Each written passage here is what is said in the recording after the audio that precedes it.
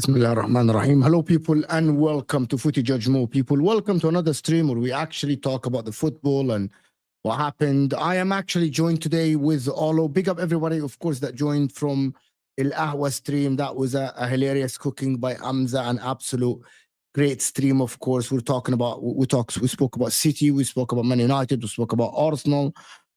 And hit that like button, people. All more than 200 people in the house.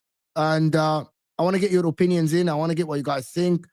We're going to try to actually start talking football a little bit about what happened today and what happens with Arsenal, Man United, Chelsea today, of course, Tottenham Hotspur and all the things. It's just going to be a chill vibes at the end of the night.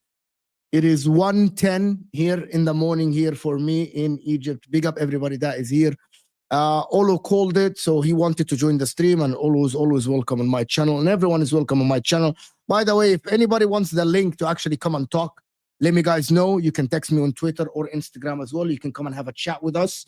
I don't mind. It's just a chill stream, and we're just here to say our opinions about the football. It's to have to say about what happened today's game. I'm just gonna start by saying a couple of things. Number one, before Olo speaks, and guys, let's get to 100 likes. We'll help the people in. Subscribe to the channel, of course. If you're new, hit that like button.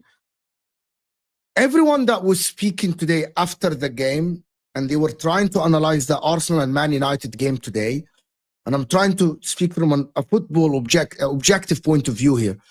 Everyone that was saying that Arsenal won the midfield battle, and Arsenal dominated the ball, and they moved the ball left and right, and Man United blocked, had a low block, and Man United did this. That's actually not how football works. Football work, you play what gets you the win, especially in a Man United case that are not going for the title. There is a difference between a team like Arsenal or Liverpool or even a Nottingham Forest and a team like Manchester United.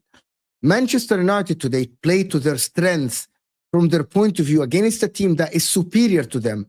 There is no denying that Arsenal have superior players, that Arsenal have had a manager for so long, that Arsenal have a better system, that Arsenal on paper should be the team that is dominating position. Arsenal's style of play is about passing, playing from the back, is about moving the ball left and right until you find the opening in the opposition's defense. And Man United, so for the people that say that we needed Man United to open up for us to score, but that's not Man United's job. Arteta's job and Arsenal's job is to find the openings and to break the low block, because surprise, surprise, you are a team that has been challenging for 3 consecutive years. So every single team will play against you with a low block unless you go and play a team in the Champions League that don't play in the league. Yes, PSV were not fearful of Arsenal. Inter might not be fearful of Arsenal. Real Madrid, Atletico Madrid, even if you play a Feyenoord, they might not be fearful of you. PSG as well. But when you play in the league, 90% of the time, you will face a team that is playing in a low block, because this is how they play against Arsenal. Because this is an Arsenal team that is superior. You know what I mean? To Arsenal. Yeah, Man United had some moments when they tried to play, they pushed Dalot and they pushed Mazraoui both up front, but that doesn't happen often in the majority of the games. You actually need to find a way to break a low block, like what Liverpool do. I want to ask all, I want to hear it with people, 250 people, the least you can give me is just hit the 100 like mark first, and then we go and just get more subscribers, more people in, because the algorithms are not in our favor at the current moment. Not everybody on YouTube is having a good time. So hit that like button, subscribe to the channel. And I want to hear what Olo has to say, because he said, and a lot of people didn't like what Olo said a couple of days ago on the stream with Igal, when Olo said, I'm not taking anything away from the PSV win to the Premier League. It has nothing to reflect on in terms of like the win and anything. And also, everyone in the chat, vote in the vote, because I want to know where are you tuning in from. So, Olo, mic to you, my friend. Yeah, thank you. First of all, good evening, everyone, man. Yeah, nice conversation to have tonight, and I think we can chop it up and really talk about what happened today. Yeah, I mean, like last on Wednesday or Tuesday, whichever that day was, when I said what I said, I mean, I feel a lot of people just were taking it incorrectly in terms of thinking that I was saying don't celebrate 7-1 victory. And my point, which was kind of proven this today, was that PSV was so bad that I couldn't tell if the Arsenal were good at breaking down the team, or if it's just because PSV were that awful defensively. And I went back and looked at the goals that Arsenal scored on Tuesday, and I think I counted like 4 or 5 out of goals where PSV just collapsing defensively, not even doing anything to make Arsenal cut through. And I guess what I was saying as well was that the 2 games that preceded that game, we didn't look that good in playing the ball. And literally, we see today what happens, right? And so, from an Arsenal fan standpoint, I mean, look, it's always disappointing when you are seen to be the better team in terms of on paper. I mean, also the position in the league kind of dictates that. But you sort of go and look, in the first half, I think it felt a little bit more dangerous from Arsenal. And I said felt. I'm not saying that's the reality of it. There were a few good chances that were created, or good opportunities that were created. But quite frankly, I thought Amorim just got it right. He basically just said, look, I will surrender the ball to you. Figure out how to beat us. And right now, it seems like Arsenal's only way of beating teams is going to the wings and trying to whip a ball in. And if a team just sort of knows that's the tactic you want to use all the time, it's going to be easier to sort of deal with it. The sort of dynamic element of Arsenal doesn't exist right now.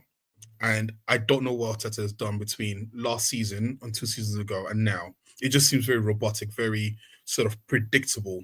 And that's why I said the 7-1 loss on Tuesday doesn't really reflect what's going to happen in the Premier League, because in the Premier League, you're going to have more teams who've got more data on Arsenal, and they're going to figure out systems in terms of how to stop them. So, look, it's for me, it's disappointing because, look, the league is over. The league's been over for a while now.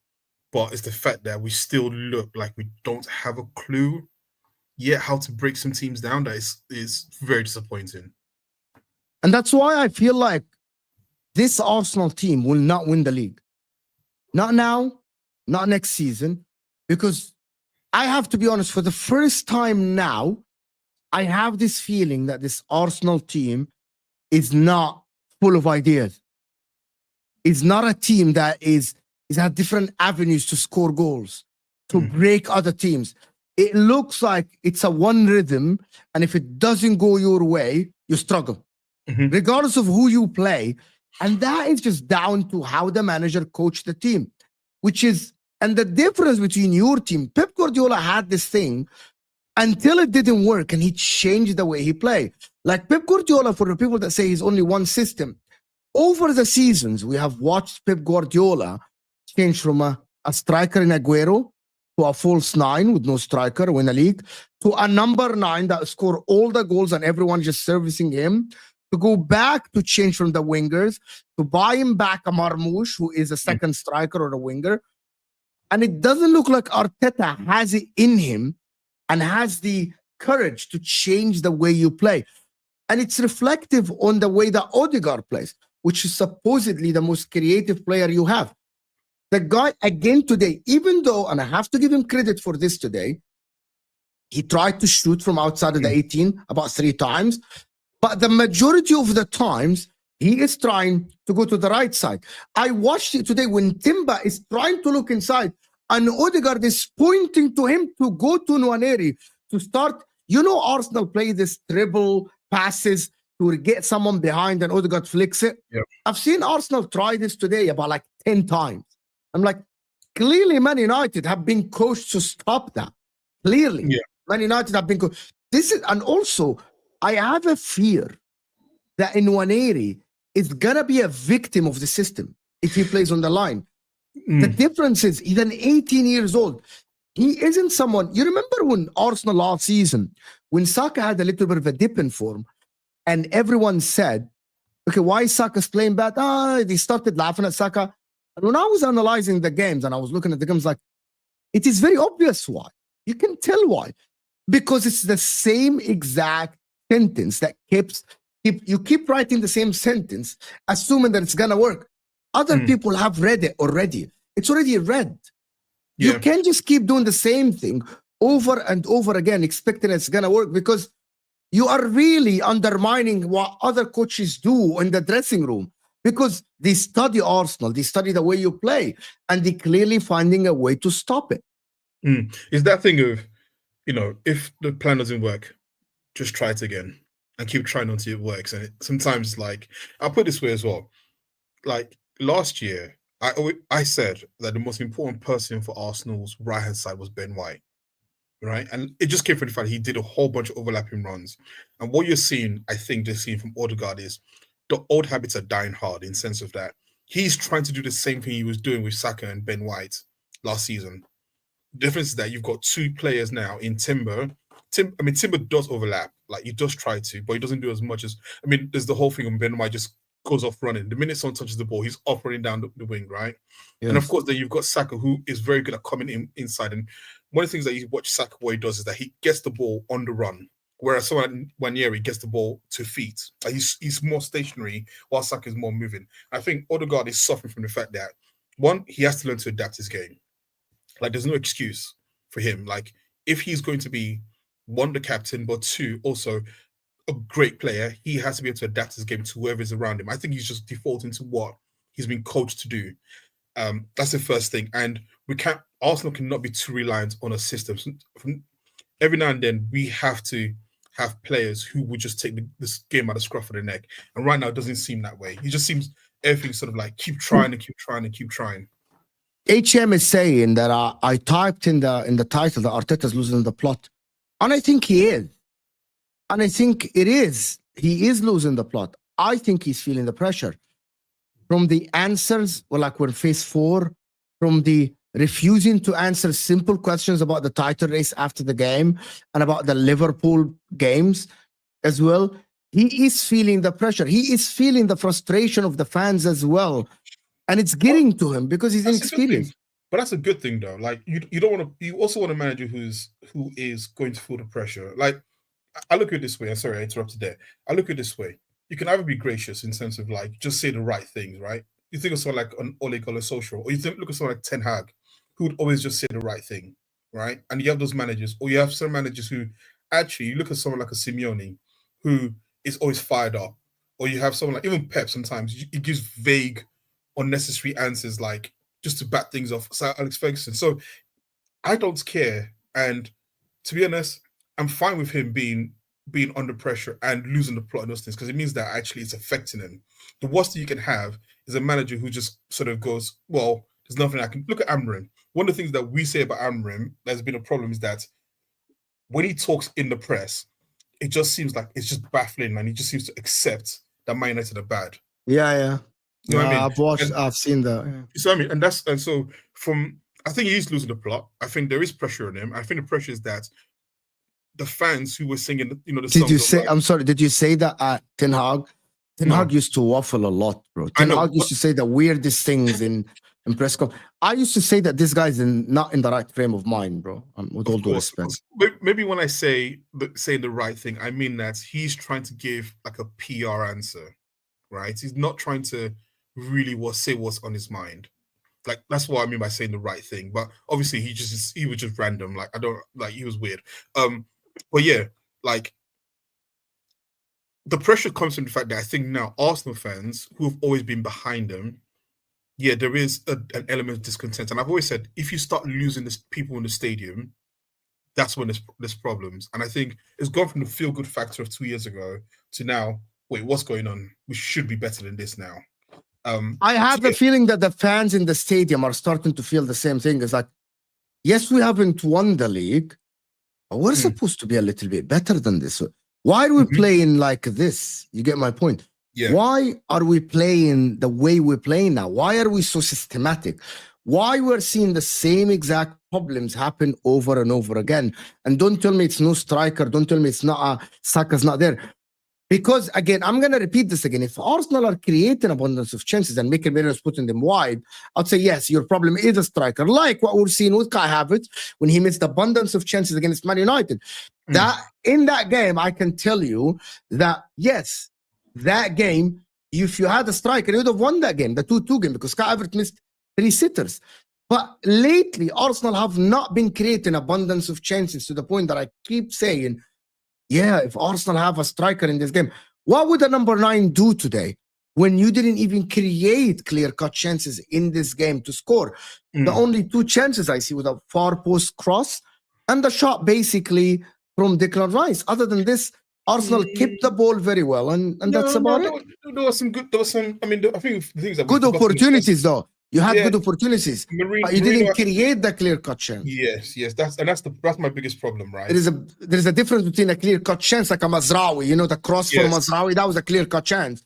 But good opportunity, I'm going to tell you what a good opportunity is. A good opportunity, when Dalot got to that place, that's a good opportunity. Why? You have 4-on-3, you put the right pass, you create the clear-cut chance. The problem is Arsenal get to the right area sometimes, but the clear-cut chance is not created.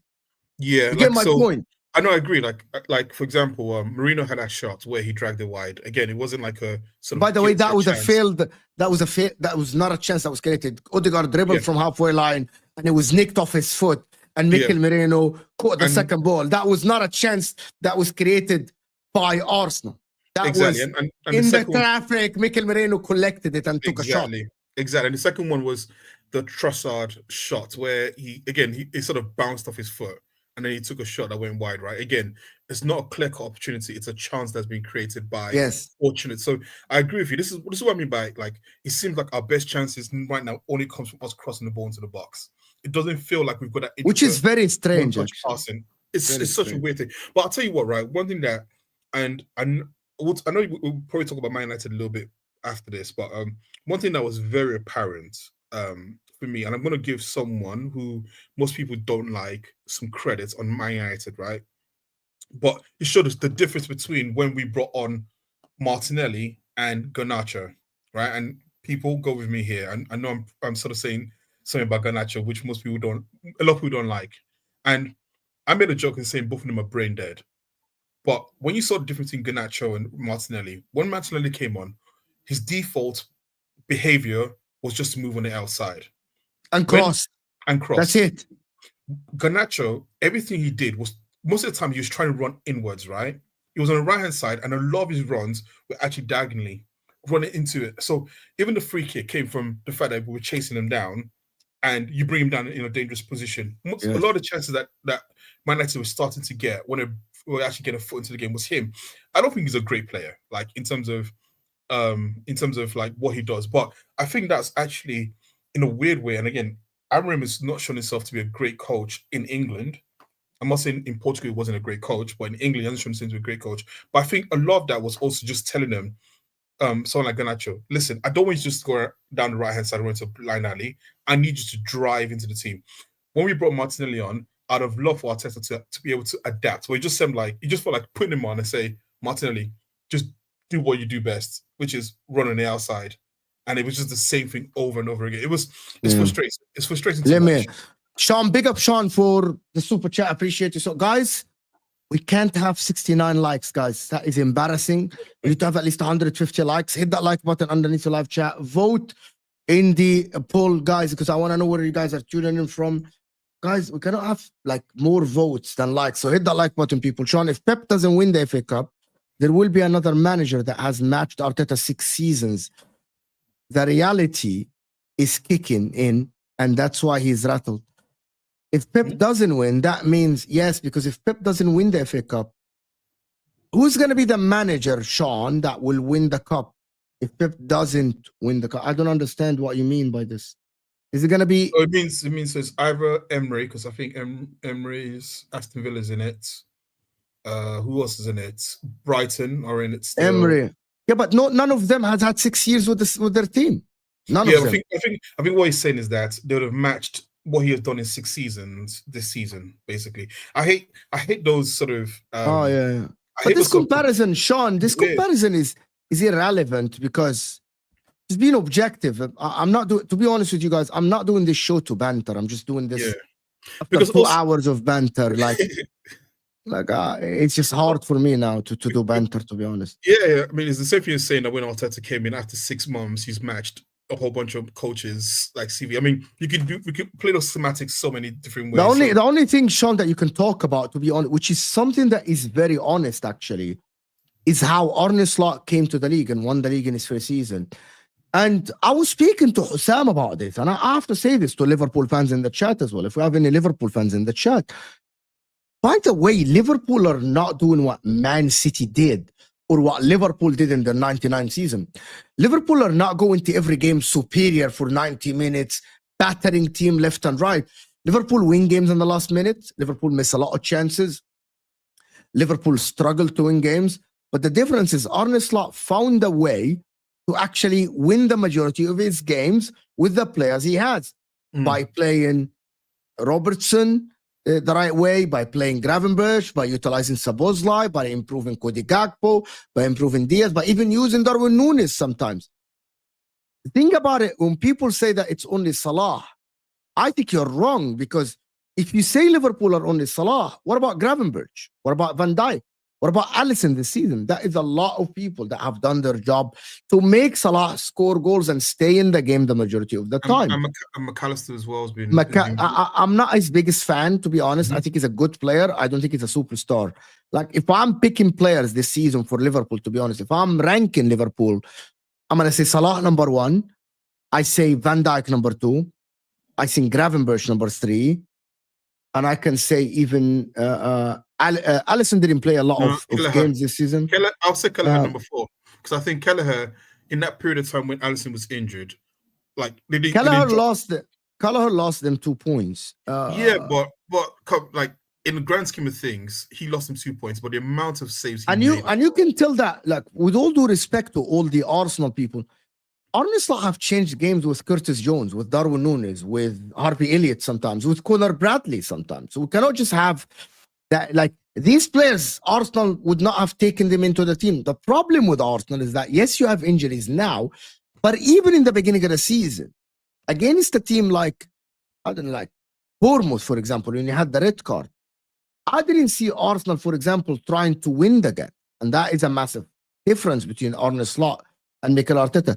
So you can have the thing about Arne Slot came to the team that he doesn't know, by the way. Don't tell me he studied the team. He doesn't know the team. He hasn't coached the team enough to know exactly the weaknesses of every player. He kind of like figured it out throughout the season, right? Mikel Arteta should know his team better. Mikel Arteta should have, at least in the preseason, have a plan B. There's a lot of Arsenal fans have complained about this plan B thing. Why Arsenal don't have a plan B? Why Arsenal don't have a plan B when they are man down? Why Arsenal don't have a plan B when they are against a low block? That is the problem. You know what I mean? And also for the people that keep saying, but they have Salah. The same Arsenal team finished above Liverpool back-to-back seasons. It's back-to-back seasons. That means Arteta was doing something right, and he changed that thing to be wrong at the current moment. So that is my thought about this. I think Slot also kept it simple. He didn't come in and go, right, Yeah, I'm I think absolutely crazy with my tactics and like play 4-4-2 or 3-5-3 and do some 3-5-3, 3-5-2 and do some sort of like tactical sort of weird thing. He just said, I'm just gonna play players in the position that they are.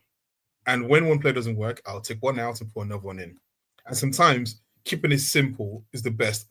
You look at Arsenal and you look at Arteta, even when players were fit, he was experimenting a lot. Partey a right back, or like doing weird things like playing 3 DMs when he had an attacking player in Wanyeri who, let's be real, okay, he was young at the time, but again, not doing the simple things of putting an attacking player when needed. I think Slot's thing is that he just kept it very simple. I'll say this: this Liverpool team is the most gettable in terms of beaten Liverpool team. Like in comparison to the 1920 season when I used to feel like that team will suffocate a team and beat them into submission. I think you can actually get at this Liverpool team. But what I think is that they because Slot keeps it so simple and he makes choices and the right changes, they get back control of the game. The 1920 team, I think, beats this Liverpool team. Is it 1920 they won it? Whatever they won it, yeah. They beat this team, I think, 9 out of 10 times. That's what I believe. 9 out of 10 times. But I think the difference, like I said, is that I think Arteta sometimes gets too big-brained for his own good sometimes. And this season is sort of costing them. And I think it's put like Arsenal in a very... You know what? I'm going to say this. I actually, guys, there's 300 people. Can we get the likes up? I don't know. I want a yes or no in the chat. After today, and people will call me like, listen, I've praised Arsenal a lot over the last season and the beginning of the season, basing it on what happened at the end of last season. I actually don't see this Arsenal team not in a good place at all, by the way. At all. And the reason why I'm saying this, because I feel that the players have felt depressed on the pitch. I felt defeated 3 times. We haven't won the league. We tried so hard. Our board is not backing us. Our manager is saying, I want a striker, and we haven't gotten a striker.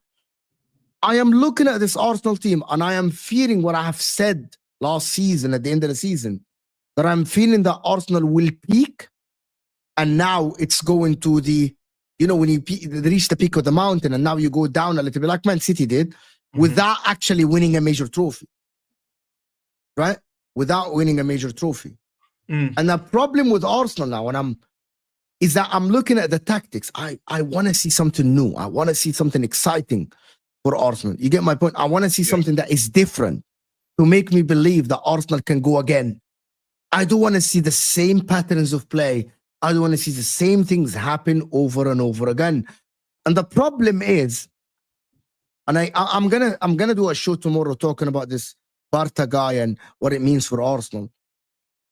Is that from the news, Arsenal, for example, there are news that Arsenal are going to try to sign Lautaro Martinez, which is he's not going to take you anywhere. No, God. Cisco is your number 1 target in the summer, and I don't believe that Cisco will change things for you dramatically. He might be someone off the bench. He might be someone that might change things. But if I'm a Liverpool fan, and I'm not a Liverpool fan, if I'm a Liverpool fan, I'm not worried, especially if Salah and Van Dijk renewed. I'm not worried. I know that my board will sign some players in the summer. I am not worried that much about Arsenal charge next. You get my point? Unless Arsenal go in the summer and do the madness. You know what I mean? Like you sign 3 players and attack it. Like Arsenal go in for Wirtz, and Arsenal go in for a Osimhen, and Arsenal go in for a Semenyo or someone from that ilk. You get my point? Unless that happens, I'm going to say that Arsenal will just keep it ticking. They're going to win some games. They're going to win a lot of games. They're going to get to 80 points or something next season, but they won't. Yeah, so a couple of things. I think from an age standpoint, Arsenal's still in a very good place in terms of the general age of the team. They're still sort of 25, 26, 27. So that's okay. I think I would say the disappointment of the 3 seasons as a mental factor, I think that's something that they're going to have to get over. And I think you're right. That's going to be a big, big blocker in terms of why we always getting so close. We're not getting over the line. Is it the manager? Is it us? And there's going to be have to be a lot of work on those players over the summer in terms of trying to get them essentially motivated again. And there's two ways players can take things. They can either take it as this is just our level, we can't go any further, or like what Liverpool did. No, we are going to will ourselves to win the league. But I think you're right. I mean, this has to be a big summer in terms of buying people. I think Arsenal need to be ruthless. But this wasn't supposed to be a big summer. This was supposed to be summer that will complement the team, not the summer. And that is a massive problem that I'm seeing now. And also, it is not only now. Okay, so hear me out. This is very important because what I'm about to say is a change of tone. We were doubting the signings and the team and the players and everything. Can they get over the line? We are now starting to talk about not only the manager's mentality, but no one over the past 3 years, by the way, and I'm just going to say this, even rivals like LB, even rivals like Hamza, none of us, and I'm not a rival, but not Sam even, and I want people to actually correct me if I'm wrong, but no one has spoken about Arteta's tactics ever over the past 2 years. Nobody has criticized Arteta's tactics. If you notice, the only criticism of tactics started this season. Only. Not last season, not the season before, only this season. I mean that is a new tone, that is a new way, that is a new avenue completely that no one has explored. Okay, are we now questioning Arteta's tactics? Because I said he's a very good manager based on what he did over the past 2 years. I went overboard. Maybe I said that I'll take him over at Inter, which is based on what he did over the past 2 seasons, taking that Arsenal team to challenge back-to-back, taking Man City to the wire is something that is great. It's something that I didn't expect. But for me now to sit here today and analyze a Man United game, and you as an Arsenal fan say that even though I won 7-1 against PSV, I don't think that will reflect anything on the league form or his tactics in the league. We're still going to... You said it, you said we're going to struggle against Man United. And Igal didn't believe you. You said, by the way, we're still going to play against a low block at Old Trafford and we will struggle. Mm-hmm. That is you questioning, will this guy, Mikel Arteta, have it in him to change the way he play? Like what Pep Guardiola did. Pep Guardiola, in the treble season, went to Real Madrid and for some periods of the game gave up position completely. Yep. And changed to a box midfield. Changed even the way he attacks mid-season to be able to win the treble. That is the thing. Mikel Arteta has this way of playing football, right? That is not working, bro. You haven't won this season with it. You need to change it. See, the thing about it is that at the start of the season, when Arsenal were more defensive, I thought maybe that is a change of tactic in terms of being more flexible, right? The problem is that that's just the norm, right?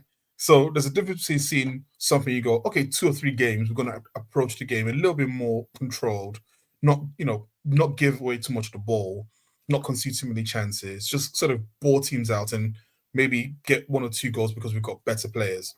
But at some point, we will become more free-flowing when we get into the season, right? Like the legs get underneath the players, they understand, they understand a little bit more, teams are getting more tired. The reality is that this is just Arsenal this season. So you're right, like his tactics is being questioned. And I think this summer's going to be big for him, personally. Like I think this will be... It's not about the signing. Do you think he has it in him to change the way he approach games next season? I think he does. Why? What is your...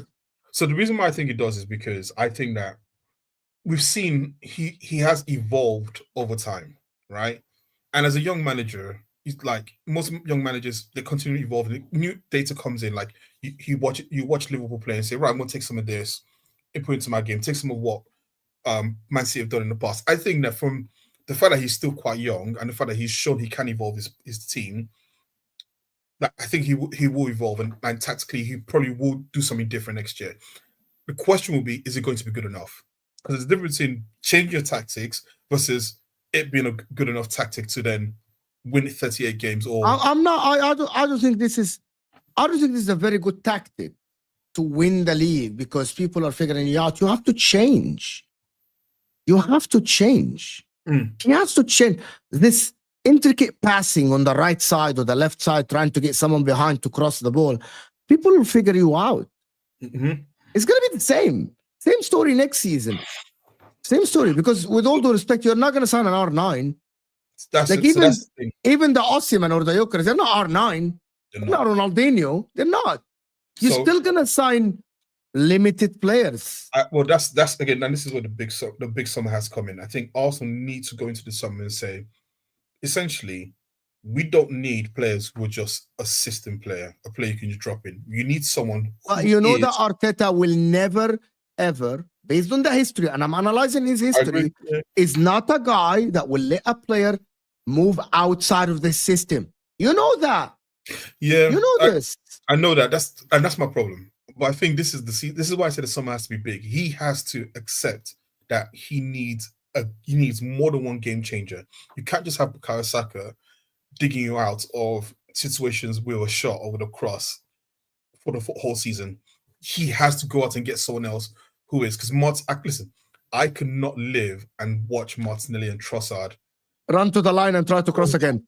God almighty. It's for 90 minutes. I can't. Yeah, it's painful. It is painful watching the same pattern of play. And guys, this before I go on, guys, let's get to 150 likes. And I want to say something. There is a fight going in the chat between Sam, AMG Gunnar, and some other people about the difference between Man United and Arsenal. And guys, I'm telling you, and let me ask you guys in the chat for real. Would you rather be Arsenal today or Man United? Ask yourself this. Today, in the league, over the past 3 years, would you rather be Man United with an FA Cup and a Carabao Cup or an Arsenal? Like, I want to know this, to be honest. That's the difference between going out with an ugly girl with a very nice car or a good-looking girl with no car. It's like you're still not getting anything from it. Just both as bad. You know why? Because I have seen Man United fans today tweet that over the past 3 seasons, even though you challenge, we have won 2 cups. Yeah, I mean, the two cups. Like I said I think it was the start of the season. I said, I'll say my opinion. If it is my club, I would rather be Arsenal, to be honest. Yeah, those 2 cups have masked a hell of a lot. And to be honest, not just the football on the pitch, but everything that's happening within the club itself, the firing of staff, the turmoil and everything. United are a mess. They're an absolute mess. One game doesn't change that. Do you know? I just have to say this if we're going to talk about Man United, and Man United fans will hate me to say this. This game doesn't change anything, because I have seen this game against City, against Chelsea, against Liverpool. I've seen you win at the Etihad this season. I've seen you go to Anfield and get a point. That happens, but that doesn't change the fact that your club is still a long way from being one of the top clubs to challenge for leagues and Champions Leagues, which is the ultimate goal for a club like Man United. And one of the other things about Manchester United is that you can't tell me that Ruben Amorim came in to defend for 90 minutes against Arsenal. That's not what Man United want to be for the long term. You really don't want to be that club, because your long-term plan is not to be Everton and defend against the big teams at home and get a point, right? And lose against the other teams, because that's Everton, to be honest. I mean, the fact that let's talk about Man United now. Yeah, the fact that you can have teams such as Crystal Palace and Bournemouth, and they feel they can just go and get a win. Like, it's not even a case of, like, I remember. Okay, when I was younger, and teams would go to Man United, that Sir Alex Ferguson, I used to be like, please concede less than 2 goals. If you get a draw, I am celebrating. Now, in my mind, when I make predictions for Man United, my mind still goes back to, this is like 99 to 2007 Man United. I'm like, nah, United must surely win. Your teams are coming to United right now and are literally saying, we could go beat them. Yeah, at Old Trafford. At Old Trafford. And that is worrying. And I'll put this, I'm going to make another prediction like I like to do. I don't think United make it through past Real Sociedad for the exact reason you just said. for the exact I'm reason not. you just said. I don't know, but I have a feeling that Man United might go out against Real Sociedad as well. It's a 50-50 for me, to be honest. It's a 50-50 for me. It's not a guaranteed win for Man United. Some Man United fans think that it's a guaranteed win, and I'm not sure if it's a guaranteed win. Yeah, I think like, if listen, United cannot play Sociedad and play the way they played us today, because yes, United got some chances to score and they had the better chances to score, but on another day, a team will break you down with better passing than we did.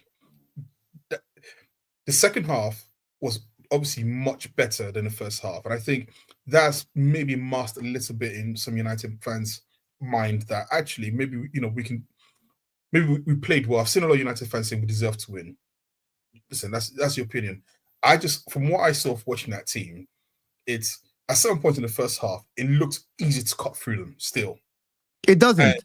It didn't for you. It didn't. It didn't look easy for me. No. What I mean by that though is that if Arsenal took it to them in the way that we should have, it would have been easy to cut through them. They have no legs in midfield because they played Eriksen, who's 35 and a hot pace. You got Casemiro, who looks like he should be on a beach, not in Saudi Arabia anymore. I'll give to Bruno Fernandes. He was actually a little bit more disciplined than I expected. That midfield should have been cut through like knife through hot butter, or hot knife through butter, basically. I think a better team would have put United team to the sword. But there's not a lot of better teams than Arsenal in the league, other than Liverpool. No, okay. When I say better team, that's a fact. I mean that's a fact. A team playing. The facts are Crystal Palace. There is not a lot of better teams than Arsenal in the league, other than Liverpool. Crystal Palace, Brighton, Bournemouth would have beat this United team today. Yeah, but Man United would not have played the same way. I'm just saying. No, I'm saying even if United played the same way. No, Man United would not have been playing the same way. I believe even if United played the same way, I think they would have beat them. Because they've got something in there that is just, they're a lot more dynamic than we were today. So, listen, if I'm a United fan, I'm still worried. Like, I don't think this changes that much. I think you're still in limbo this season. Like, one of the things that I just thought about it. One of the things that will help Arsenal next season is that I am not sure if Chelsea will come back to the fold yet. Mm-hmm. And I'm not sure a team like Man United will come back to the fold yet. I don't think Spurs will come back to the fold yet. And I don't trust anyone here. I don't think Villa will come back to the fold to challenge for the league. So I think it will still be an Arsenal, City, Liverpool title race until it's not. Yeah. Until it's not. And that is one of the things that might help. Unless Chelsea fans think it is. I don't know. Unless the Chelsea fans think that they will actually come to the fold next season. I am not sure if Chelsea will come back to the fold. Depending on the summer, it doesn't look like you will, because your board already said that you're not going to sign a goalkeeper. That's not Mo talking. Like for Chelsea, though, did you watch the game? Yeah. Why is Cole Palmer playing bad, though? Guys, can we get the likes up a little bit, guys? Can we get to at least 150 likes, people? Hit that like button. Why are Chelsea playing bad? What, Chelsea or Palmer? There are two things. Why is Palmer playing bad, and why is... Okay, why's Palmer playing bad? Palmer's a young player, first of all, right? He's how old is he, 19, 20? Second full season, right? Look, not many players are Messi, Ronaldo, not even Ronaldo, because Ronaldo didn't actually get better till he was like 23, 24, right? Not many players are Messi, where you go, first season, hit the ground running, continue to hit the ground running, right? Like, he's a young player. He's going to regress. I always said, heavy's the head that the crown sits on top of, right? When people are saying he's the best player in the world or best player in the Premier League at the start of the season and so on and so forth, there's a pressure that comes with that. There is a certain sort of like, teams are looking and go, right, if they think this guy's the best player, I'm going to mark him out. So there's that element, but also there's, like I said, he's young as well, and he's going to lose form. That's just natural, right? Not many players can be consistent. I think what you're seeing is last season, I think there was an element of freedom that was given to him to sort of do what he wants to do. I think Maresca has reined that back a bit, right? He's taken away some of that freedom and he's having to make him play within a system. And I think it's just, maybe he's that kind of player that just needs to be free. You know what I mean? Maybe he's a kind of player you just sort of go, run around the pitch, do whatever you want to, lose the ball as much as you want, but at the same time, control the game. They're like, Riquelme, when we watch Riquelme play back in the days. Yeah. Or you watch, like, I don't know, I'm trying to think of a Chelsea, like Pablo Aimar, those sort of players where you just go, I can't really hold you back into a system. I just let you play. And I think he's suffering from that. And for all the sort of dissing that people gave Pochettino, he's actually very good at having young players. Think of Dele Alli at Tottenham, right? Cole Palmer was what Dele Alli was at Tottenham, where he just says, you don't really have a position. Just go and be a footballer, enjoy the game. I think it's very different from what's happened now with bringing in Maresca and having more of a system that they have to play in. Yeah. I was like, for me, like the problem with Chelsea now is that I said that many times. What if Chelsea get fourth or fifth? Does that mean we're gonna forget all the bad performances that happened this season? Because there's a difference between winning the title, no matter what, which is whatever Liverpool did, or if Arsenal found a way to win the title earlier this season and they stayed in the race, and Chelsea not playing well for a lot of games lately. That is something that I start to question. Is Enzo Maresca the right guy for you? Did he just fool me in the beginning of the season? Did Enzo Maresca fool me in the beginning of the season? And now the real Enzo Maresca is showing. I'm not sure. Hey, big up Redline Taranga for joining us. Big up. Thank you for having me. Big up. I think the biggest focus your camera to the center. No. Sorry. Yes. Sorry about that. I think Chelsea's biggest issue is I think that they, at the start of the season, is basically the continuation of last season. The players having good moments under Pochettino, and I think that's what carried through with Maresca, and I think that it's just their honeymoon period that's just basically done. When it comes to Palmer, I think that he's just struggling this season because he's still a young kid. He's still young. It's his second season in the Premier League. I think his biggest issue, I don't think he has necessarily a mentality issue, but I think it's more that like the pressure is getting a little bit to him. So I think that's why he's struggling for the most part. His penalty miss kind of shows that as well. So I think that's just the issue with Palmer and Chelsea at the moment. And it's not the first time that Maresca actually starts well and then ends badly. Like it happened with Leicester last season. Yeah, that's true. But the thing is that I hate using like last year because seasons change, right? Like, and managers should get better. So, and also different players, different leagues, etc. I don't know. I've always said that I think Chelsea's biggest problem is that they're too small in the midfield. And until I'm going to keep banging on that. I truly believe that a good Chelsea team has big, strong, powerful players. I mean, people say Caicedo, and I think he's got legs, and people might say Kante, and I say Kante is like a freak of nature. Like there's no player like Kante in world football. I don't think there ever will be a player like that. I think Chelsea's issue is that they don't dominate teams anymore. Like old school Chelsea dominated teams. Like when I talk about Liverpool suffocating teams, like there's certain things, attributes about certain teams that you just expect, right? And I think this Chelsea team has tried to become more, or Chelsea as a club has tried to become a little bit more attacking, a little bit more sort of flair, right?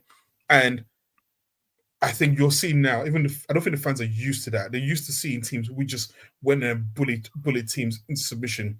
Whether they won 1-0, 3-0, or 2-0, or 2-1, they still always felt like they were in control. Until this Chelsea team gets more size in midfield to support what those players are doing in front of them, it's going to be difficult. And then, of course, then there's the striker issue as well. Big up JJ. Big up JJ for the super chat. Really appreciate you so much for supporting the channel in this late night chat.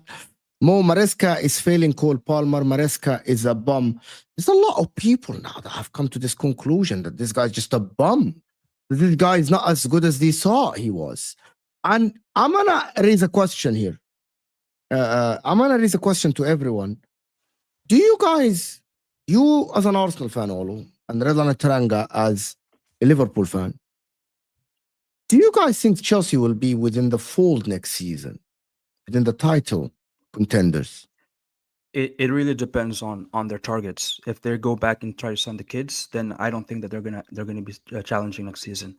And I think also Maresca was actually a poor appointment, because there's so many other managers that they could have potentially gone for. That they could have gone for Xabi Alonso, like, for example, as an example. But I just think that Maresca is not experienced enough to really make the difference, to be honest. And I think that in order to really challenge, you need to have a manager that has a certain experience. And I think that even if they do challenge, I think they're going to fall off. Like this season, for example, at some point they were 2 points below Liverpool, and obviously they fell off a cliff. Yeah, so I don't expect it if they keep Maresca. I'm not saying he's a bum or anything like that. I just think that he just needs time. I think he needs time if people want to consider Chelsea as contenders in the future. Yeah, he needs an Arteta phases. Well, then that's what I need. So first of all, I hate people don't understand. Bro, your manager is staying phase 4. I understand. That's not us. I know, but I understand the reason the phases thing is just a business. He's trying to. There are no phases, bro. There are no, bro. In football, there are no phases. The phases. There are no phases. If you actually read what the phases were, they actually make sense. There are no phases in football. I know people think that there are phases. There are no phases in football, bro.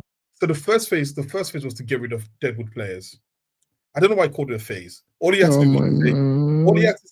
to say was get rid of deadwood and get better players and then challenge. That's all he had to say. I think when he said phase, it just made it a little bit more in your face.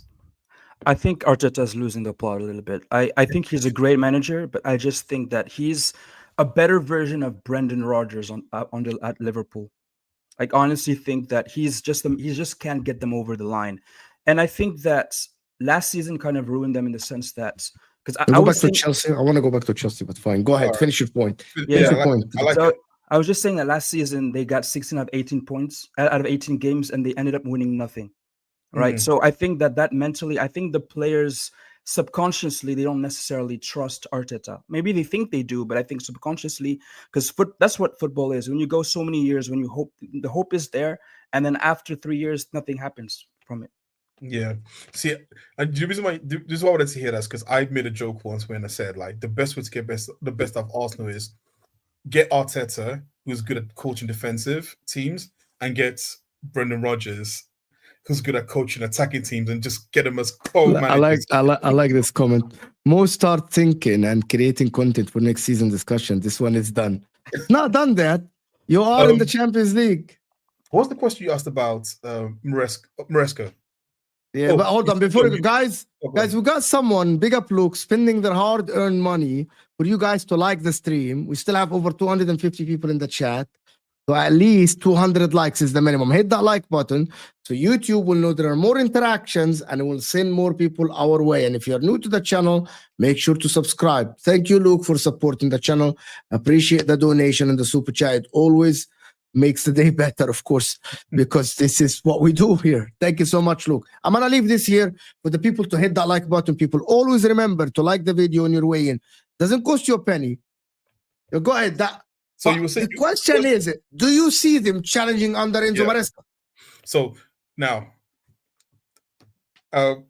transparency. I've got an agenda where I said Chelsea will not challenge till 2028. So I am 3 more years of that prediction. And that came from the fact that I was talking about the business structure. So, which, Mo, you got to say, all the things I said about them business-wise is sort of coming true in terms of buying young players to flip, etc., etc. So, anyways, that's besides the point. With Maresca, I don't know. I think the problem with Maresca has is that he's at a club where the fans are very demanding. And you've got a lot of young sort of fans who grew up with, all they know is Roman. They don't know the pre-Roman years, right? I think if you knew the pre-Roman years, you sort of understand how fortunate a position you were in to sort of go through the 20 years of domination, which was unprecedented in Chelsea's history, right? So you got a lot of fans now whose idea of Chelsea is this past 20 years. They don't know anything before that, right? And I think they're very vocal as well. And on, especially with this business model, which I don't want to talk about because I don't want to make it a business conversation. But with the business model they have, even if they say they're going to stick with him, I think they're going to change still. I think he's always going to be under pressure because the amount of money they've spent, the fans are very demanding. And also, I think they're going to keep investing in these young players and they have to make it work because ultimately, if you are a private equity firm, it's all about profits. And if Chelsea are not in the Champions League and they're not constantly winning titles, Chelsea are not going to make that much money because the stadium is too small. They will. Club World Cup, £60 million guaranteed. Okay, that's a one-off. There's no guarantee they're going to be there next season, right? They won't. So, they won't be there because there's only you only get the Champions League winners over from the last two. Oh no, they will. But they won't. Why are Atletico Madrid? What I didn't understand is that why Liverpool are not in the Club World Cup and Chelsea are. Liverpool have won it after Chelsea. I don't understand why Liverpool are not. No, Chelsea won it more recently. Yeah. Oh. Okay, so next season Chelsea will be there. Oh, it's not next season; it's in 2 years. Yeah. But then not every year; it's in 3 years. But then it doesn't explain how some other European clubs are also in it. I think it's coefficients as well. I think there's a certain number of points that you have to have. And that no, what do you mean? Juventus and Inter are there because they're the last two teams from Italy to win the Champions League. From France, they had to get someone, if I'm not mistaken. From Spain. I think it's a combination of points and then who's won it as well. So it's an invite only, but they use like the European system. I think Arsenal have been in the Champions League for too long for us to be in there. I don't know why Liverpool didn't make it in because. Are you there? Arsenal are not invited. Nope. No, Arsenal not there. I think it's English clubs. It's only Chelsea and City. Yeah. Italy is only Inter and Juventus, if I'm not mistaken. And I don't know who else is there from Europe. But yeah, look, I don't think. Unless Arteta, Jesus Christ, unless Maresca evolves as a manager very quickly, I think he's always going to be under pressure at Chelsea. You know the difference between Maresca and others is Maresca in the beginning of the season said all the right things in the media. Nice thing. He said all the right things in the media. And do you know what's funny? Mo, do you know what's funny though as well? Do you remember like when Arteta bought Raya and he said, I want to have 2 number ones because I want to be able to rotate, right? And everyone was like, this guy's being like crazy. And then you realize that he was lying. Maresca is taking that seriously because he's rotating between what's the other keeper and Sanchez. Jorgensen and Sanchez. Yeah. 1 second is Jorgensen, 1 second is Sanchez. Like he literally is taking what Arteta said and being literal with it. Like why Sanchez is in goal, I hope he plays against us on Saturday. He had a howler. One of the crosses in the beginning in the first half, he had a howler and it hit Tosin's head and it almost went in if it wasn't for Colwell heroic clearance. That was a how are you diving in the air, bro? Your glove is like had a hole or something, bro. He dived for the ball and just win. And I'm like, how do you have that howler, bro? It's actually crazy. It was very strange watching that. And I was watching the replay. I'm like, how did he jump and just miss it completely missed it? And I don't know. It's a social experiment to show that you can actually be a goalkeeper if you're over 6'4". It's actually crazy. But for Chelsea, to be honest with you, if they get a striker in the summer, a good one, and here is the problem with this argument that we keep saying, if Chelsea get a center back, a striker, a winger, okay, if Chelsea get this and Arsenal get that and Liverpool sign players and City sign players, we're not going to have a 4-way title race. That has never happened in the Premier League. The last time we had 3, it was Chelsea, Arsenal, it was Chelsea, Liverpool, and Man City. And Man City won it with the slip. And Chelsea faded away at the end of the season. The last time we had a 3-way title race was Arsenal, also Spurs, and Leicester, and it wasn't a title race. Leicester City was leading the way all the way. Yeah. They were leading the way from December, right? Yeah. Someone said last season, bro, when I say title race, and I'm going to be completely honest with Arsenal fans, there was no title race this season. Oh, no. Guys? Yeah, there's no title race. If the league is, if one of the teams fall off in game week 30, bro, that is literally quarter of the league left. That's not a title race. It's A done. title race, when you go to game week 35 or 36, and there are 3 teams that you actually don't know who's going to win it. You can think, you can say, like, for example, I'm going to say this. In 22-23, when Arsenal lost the league, by game week 31, we all raised our hand and said Arsenal lost. It's over. That's why Robbie went, right? Robbie went to the Etihad and said, all Arsenal fans from Africa, Asia, Europe, blah, blah, blah. We are going to come here. We need to unite and win this game for the fans. Broski, you knew you were going to lose. Maybe that is my definition for a title race, because when I see title races, I know that game week 35, there are 3 teams that can win the title. You know what I mean? Are we saying that Liverpool then have never won a title race when you think about it, right? In my opinion, they never won a title race. Yeah, every time. I mean, you can say that, but the thing is, I'd rather just dominate. It's not a bad thing. It's not a bad thing. It's actually a very good thing. You know, like at the end of the day, you win the title. It doesn't matter whether it's a title race or not. You win the league. You know, like it's not a bad thing to say that Liverpool have never won a title race, because basically they're about just to Olo. In our lifetime, they are just about to win their 2nd title ever. So that is not dramatic for you to say. Also, for example, last season's title race went down to the wire. Bro, that loss in game week 33 for Liverpool against Crystal Palace, we knew that Liverpool are gone. It's over. It was done. Everyone was saying it's two-horse race. Yeah. For 6 games at the end, it was a 2-horse race. You can't tell me that Liverpool at game week 35 had a chance of winning the title. No, the mentality was gone by then. So, but here's what's interesting then, right? Man City have actually never dominated a league the same way Liverpool have now done twice with Pep. Actually, you're wrong. Because I said that. Actually, you're wrong here. Because the way Liverpool won the league this season is so different than the dominant way Liverpool won the league and the dominant way City won the league in the Centurion, and the way that Liverpool even won the league. Centurion, they got 100 points. Liverpool got 99. No. Liverpool only got 99 in the season after when they won the league, Habibi. The Centurion was not the season. Man City had a 100-point season. Hear me out. Man City had a 98-point season, a 100-point season, and a 93-point season. Liverpool got 92. In the Centurion, man, nobody was chasing City. City won the title. City won the title. It was 19 points. No, but also the 2021 season, City ran away with it pretty much. They finished 12 points ahead of United. Guys, you're killing my agenda. Jesus Christ, man. Come on. Because the agenda failed. Agenda failed. Completely failed. Oh, come on, man. Agenda failed. Absolutely, agenda failed. No, should we cut on Chelsea? So what do you think then for the game coming up? I mean, we're going to do proper previews during the week and everything. With the way Arsenal played today and with the way Chelsea played, do you think that Chelsea have a chance? Yeah, this one's really tricky because I didn't expect Arsenal to struggle in that second half because they got really lucky.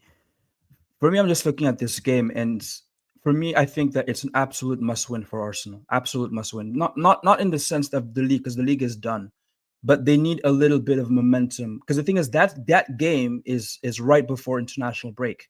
You need to have they need to win that game, getting into the Champions League. Because the thing is, whether they play Atletico or Real Madrid, it's going to be a really, really, really tough. I actually think I'm sorry, I'm going to interrupt you here. I actually have a different approach for the Arsenal-Chelsea game. Nottingham Forest are 4 points behind them. Chelsea are 6 points behind them. If Chelsea win, they are 3 points behind them. And if Man City win against Brighton in the next game, we are talking about, Arsenal can finish below second. And I think that is a very scary thing for them. I don't think they will. Because I don't think they will because, I have the same energy. I believe that Arsenal should win against Chelsea. But a lot of people say otherwise. I actually think that Arsenal at the Emirates should beat Chelsea. And I believe they will. And I'll be very surprised if Chelsea win. right? I believe I'll be very surprised. Because, like, I'm gonna back Arsenal to win that game against Chelsea because, by the way, we aren't talking about a flying Chelsea. We're talking about a Chelsea team that only won 1-0 against Leicester at home from a goal from Kukurea, a left back. So, like, I'm backing Arsenal to win that game, not Chelsea. Even though Arsenal are bad, number one, Arsenal are gonna rest everyone against PSV, everyone. Yeah. Pay the kids. And they're going to be rested. Chelsea going to rest people again against Copenhagen as well. Isn't it 2-1? They've got to win a game.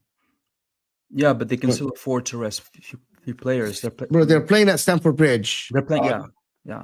I mean, they're not gonna replace all 11 players, but they can still rest a few players. And Arsenal don't have the capacity to actually. Arsenal don't have the squad to replace 11 players. Actually, you will have to play. You don't have. You have injuries. Yeah, but I think what will happen is the likes of, I think you see probably either Partey or Rice won't play, and what's his name? Jorginho will play. I think Martinelli will probably start. I think he'll probably also take off. He might even take off Rice and then play Jorginho and Merino, and then try Nwaneri, Trossard, and Sterling, or Martinelli, Sterling, and Trossard or something. I think he'll rotate. I think you might see Kyrgios in defense as well for one of Gabriel or Saliba, and I think you might see a bit. And JJ, what if you lose? What are you saying then? What if you lose, JJ? What if you lose to Arsenal at the Emirates? What if you lose? What happens? Likely outcome. That's the most likely outcome. With all due respect to every Chelsea fan, that's the most likely outcome. It will be a very surprising 100%. Thing if Chelsea win the game against Arsenal at the Emirates, and even if Chelsea get a point. Listen, no matter how bad Arsenal have been, and also Arsenal have the mighty Martinelli back. Also, it's also Arsenal are not in the habit of losing against big six sides. So that's the truth. So, I mean, although they'll lose at Anfield, but that's beside the point. Relax. What if Saka pops up next game?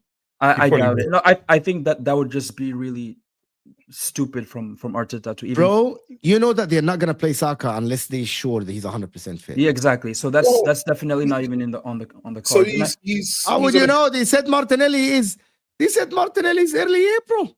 Yeah, he's already. You know that he's a pathological liar. Of course, I told you. Yes, but he surely can't be that dumb because. He needs to remember the fact that like you can't just rush the player in, because the thing is if he plays for Chelsea, then England's going to be like, okay, so you're playing against Chelsea, so let's bring you for England. You know? I don't think England will call him. Can I ask you guys something? Don't you guys think? And I want to ask the chat the same question. Do you guys think, or don't you think that Arteta is thinking about the Champions League spots, or do you think he thinks it's wrapped in his pocket? Do you think a manager think like us, where Arsenal are wrapped like they already are in the Champions League next season? Or do you think he's like, okay, now I need to win the games and I need to do everything possible to win the games because I want to guarantee Champions League because I am not like miles away. How many points? He's 9 points away from fifth. That is not a lot of like, it can't. By the way, you still play Liverpool at Anfield and you can lose that game. But if you look, I think he'll take some sort of belief that the next couple of games are winnable. So we've got Fulham, then Everton. I mean, Jesus Christ, actually. Have some shame on the decorum. You think Fulham away is a winnable game? No, Fulham's home. Fulham is home.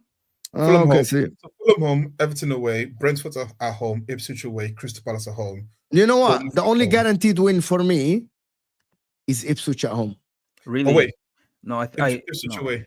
You know, I mean, it really depends on like what Everton, like the Everton game. You would have thought that maybe because they want to spite Liverpool, they'll let Arsenal. No, but the league would be over by then. Yeah, exactly. So the league is done. So I think that game is actually going to be really difficult for Arsenal because since Moyes took over, he's been doing very well. So I think that game is going to be really, really difficult for Arsenal. And at some point, Arteta is going to be looking over his shoulder. So I think that it's tough because at the same time, the only way to really salvage the season is winning the Champions League.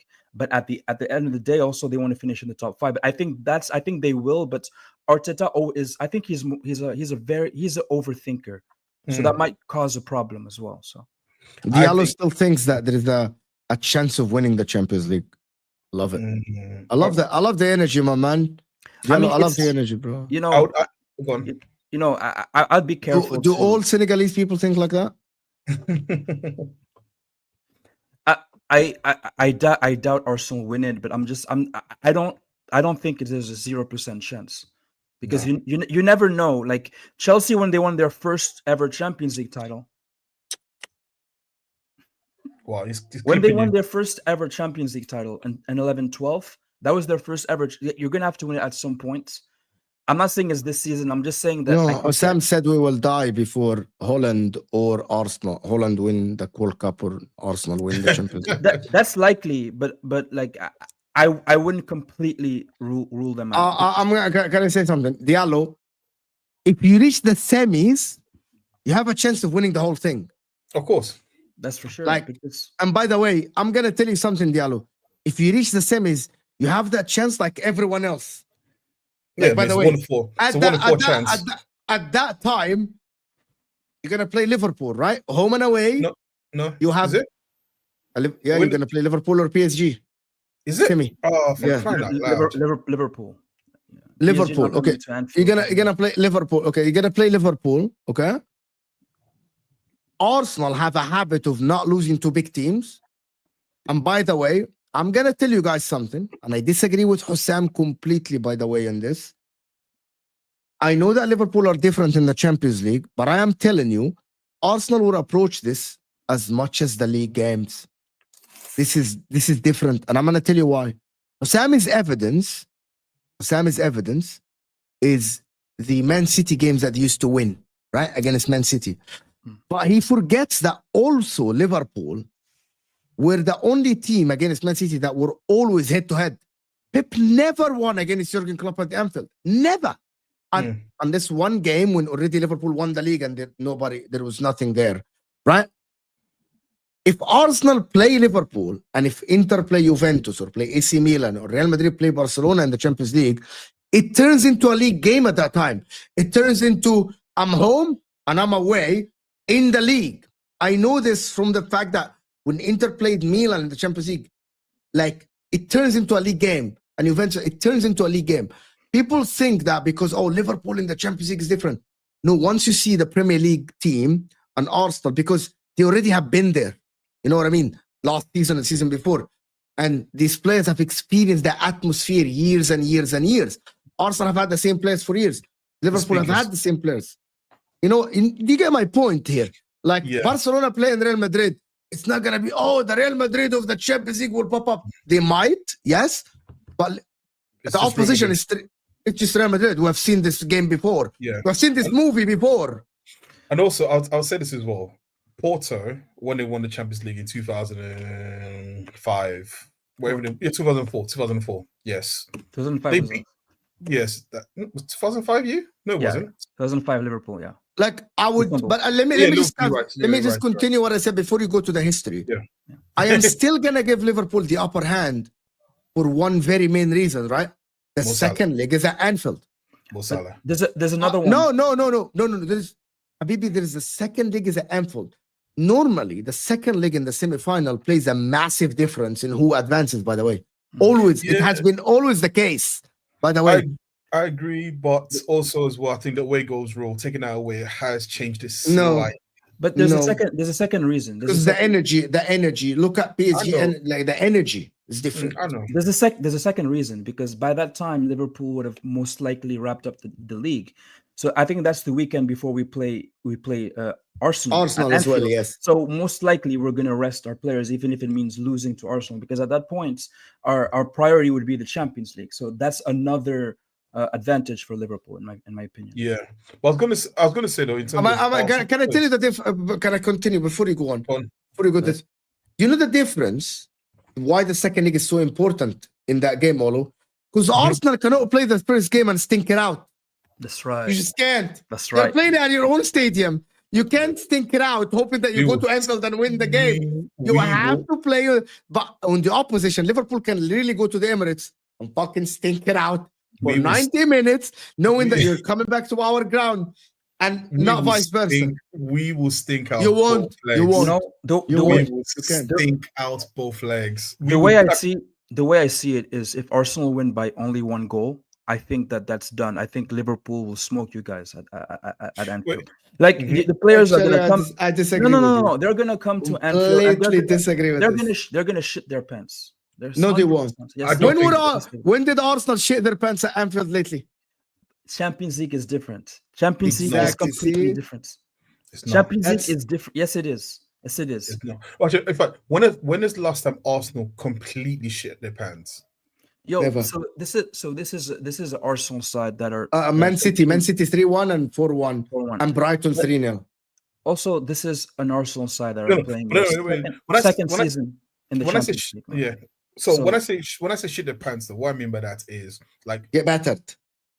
no. Getting back to this one thing. I mean that you can see mentally the players are not ready for a game. A No, lot of but- games. I don't think so. A lot I of don't think games. I don't think Arsenal play games with fear. I think they believe that they can at least be in a game, because I think that look, go back to Arteta for a second. I think the difference he has made is between this Arsenal team and the old ones is that I don't think this Sean team- is understanding the point. Champions League is different when you play teams outside your league.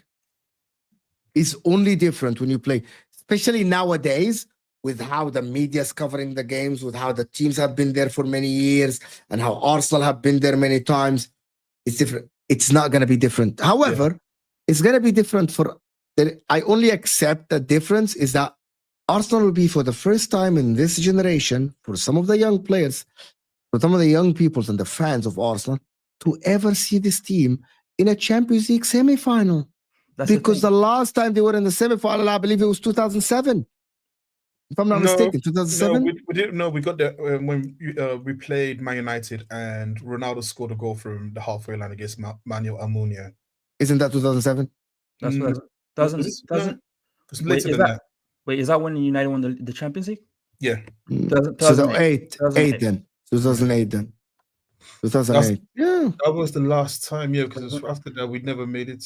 We always made it to the quarterfinals and got knocked out by Bayern Munich and Barcelona. Yeah. But in general, I've noticed that like when teams from the same league play each other, like heritage has a big part to play as well. Like 17-18, when we beat City, for example, like City won the league that they finished 25 points ahead of Liverpool, and we still managed to win. And as an example, didn't AC Milan didn't they knock out Napoli, who were like smoking Serie A? And then they ended up. I don't believe in heritage. I'm sorry. But you have to understand, and that is what it's not about Champions League. It's about when you face teams from your own league, it's just different. It's different Yeah. vibes. I don't believe It's different vibes. I don't believe in heritage. I think heritage is one thing that we've created as football fans to try to explain certain things that don't happen, right? Like I said, Porto went to Man United, who had won the Champions League more recent than them, and they beat them 1-0 with that. Actually, we are last-minute wrong. right? Arsenal reached a Champions League final in 2008, 2009. Yes, I thought it was Okay. later than that. Who did you lose to? It was Man United. It was Man United. We lost. That's we when Man drew- United. I think we drew at theirs and we lost 2-0 at home. Rooney scored I think Rooney scored and Ronaldo scored. Or if maybe Ronaldo 2 goals. I can't remember. But I remember that Ronaldo scored from like 40 Hold on. yards. You only reached the semi-final in your whole history only twice. 3 times. Twice. 2006 when they reached the final. Final. And 2009. That's Only it. 2 times. Wasn't it? Wait. Yeah. Only you're right. you only reached the semi-final in your whole Yeah, you're right. history twice. 2 times. Wow. Wow. Yeah. You're right. It is So- only 2 times. So Olu, so back to my point on heritage. We've seen this season already with Real Madrid against Atletico. They were not the best team, but they still managed to get the win. And Liverpool, we were absolutely dreadful against PSG. Literally, first shot on target, goal. That's heritage. That is So, heritage. So what happens if Atletico beat Real Madrid? Well, thing is, there's exceptions to the rule, but I'm just saying What- that heritage plays a big part. No, Because listen, heritage played a part in 2022 as an example. There are exceptions, like exceptions 2012 when Chelsea won it, exception 2023 when Man City won it, when they beat disagree. Inter, who won it 3 times. I disagree. I think heritage is BS to me. The reason why is because I think the best team, which has got the best players, tend to win the tournaments. That just tends to be the case, right? And Real Madrid, for many years, have got the best players because they've gone out and bought the best players. It's nothing to do with heritage because it's not the same players in 99, also in 2001 when Zidane was scoring a volley, who's playing right now. This is totally different players, totally different time.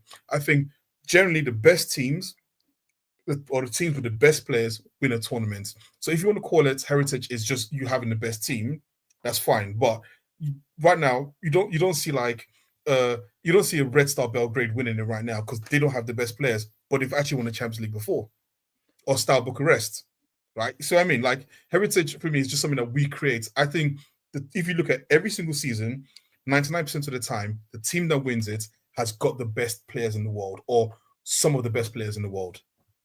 Well, I mean, I hear you, but also you need to also look at the fact that the thing is it needs to be a perfect balance, right? Because Liverpool, what we have is we have heritage and we have the team to back it up. Real Madrid, when they won in 2022, they were not the best team. They literally, I think they played PSG, they played Man City, and they were the better team over two legs in neither of those games, and they still managed to win the Champions League in 2023. That's heritage. That's heritage right there. That's like in 2024 when last season when Real Madrid won it, they were not the best team in the competition. Inter when we won it, we didn't have the best team. Exactly.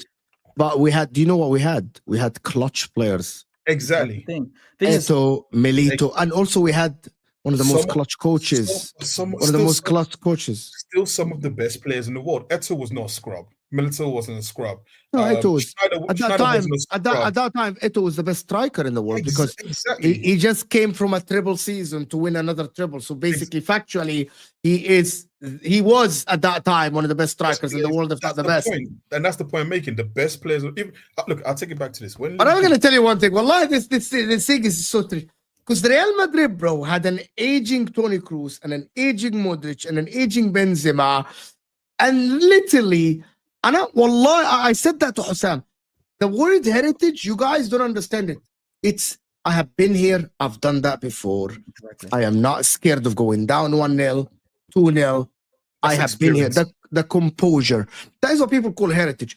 This heritage, by the way, all the people that said the heritage thing, where were you when Real Madrid went 10 years without winning it? Exactly. When did you go? Why there is no heritage with Barcelona now? In 2015, the last time they won it until now, they haven't won it and they get knocked out in the first round. What is the heritage then? Exactly. But like it's why Liverpool went from 05 all the way until you won it in 2017? Heritage tax. But people say about heritage thing. Heritage is. But by the way, if heritage was real, Milan the last time they won it in 2007, and Milan won it 7 times. But again, Again, with heritage, like the important thing to remember about heritage is you need to combine a lot of things. You need to have the team to accomplish that. Real Madrid, they were not the best team, but they have the players. You need to have difference makers in the teams, players that have big moments. Like for example, we have like thing is Arsenal have a chance because like there's always an exception. There's always going to be sometimes a team that nobody expects to win it. It happens because it's this is football. Because let me ask. Sorry, I'm interrupt you, but let me ask this. Go ahead. This question. Go ahead. If Real Madrid has Southampton's team, do you think they win the Champions League? No, because you need to have the heritage and the quality and difference makers. Like when the problem is. We're sitting here questioning Arsenal quality 100%. We're sitting here saying that Arsenal don't have quality. But Arsenal have quality. They do. Quality might not be in the forward line. The quality might be a goalkeeper like today. The quality might be a partnership in centre back. The quality might be 2 DMs, for example, that will win you. With all due respect, Chelsea didn't have any quality when they won it in 2021 up front. That average Timo Werner, Pulisic and Hakim Ziyech. But what did they have? They had a heritage, my ass. They had a coach. They had a coach, and they had a magnificent midfield, and actually a very solid defense under Thomas Tuchel. That is what they have. And I will take it back. When you guys won the Champions League in 2005, right, against AC Milan, right? Mm-hmm. It wasn't heritage because AC Milan had more trophies than you, like Champions League trophies than you, and they were 3-0 up.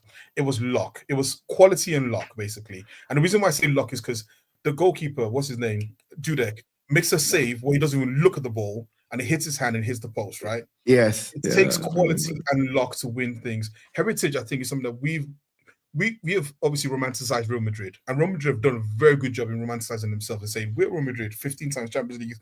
We were the white shirts, we were the Bernabeu, blah, blah, blah. We got heritage. No, on any given day, you have to go and win the game.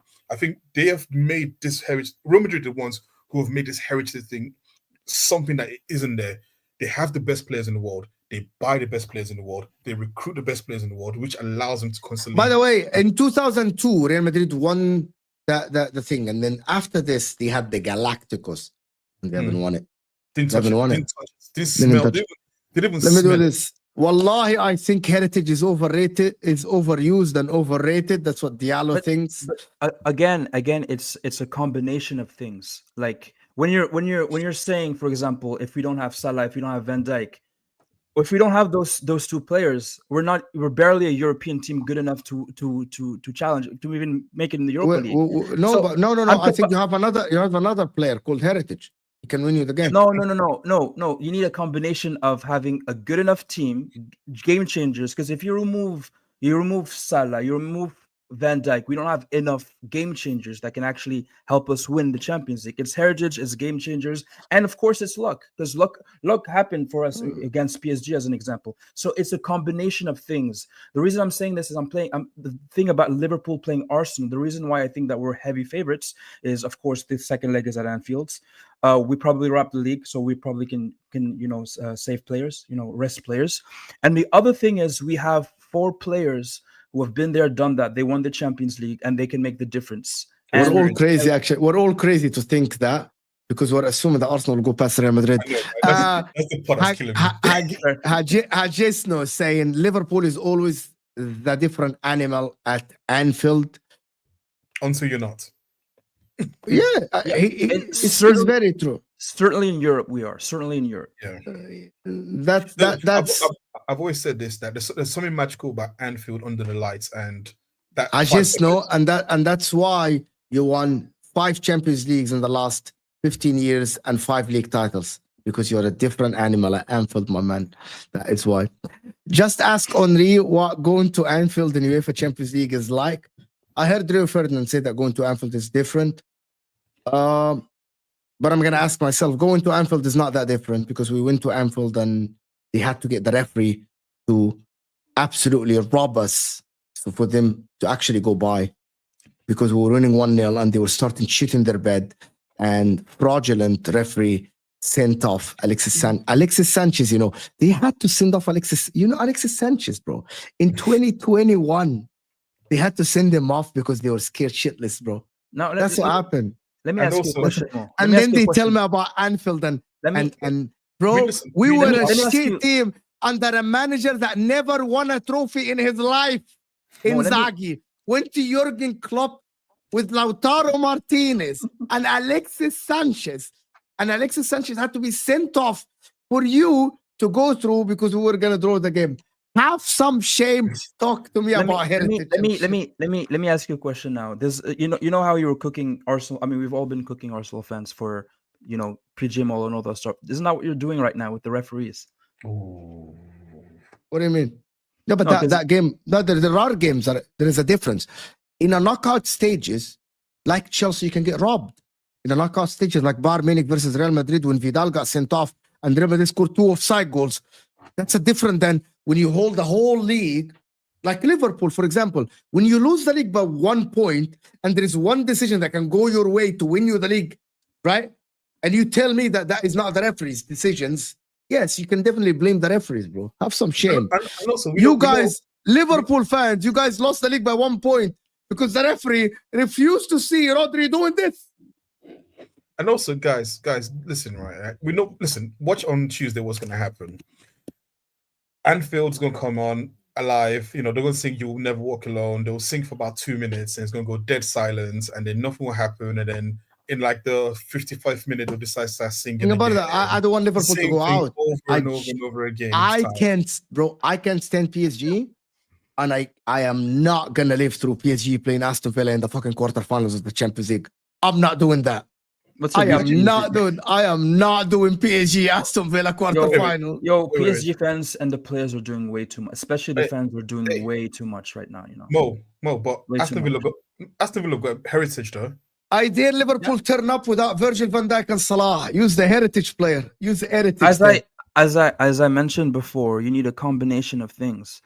And I recognize if you don't have those two players, we're gonna get knocked out. Because the thing is, these players are different. By the way, I'm gonna tell you what. If Salah and Van Dijk don't play against PSG, you're 1-0 up against PSG away from home, you must win the game, and there are no excuses. I agree. I agree. But I'm no just excuses saying here. I agree. Yeah. Like, no excuse. But anyway, I want to appreciate everyone that joined us. It's a very chill vibes. Great show, to be honest, after a packed ahwa. And thank you, Redlana Teranga, for joining. Thank you for everyone super chatted the channel.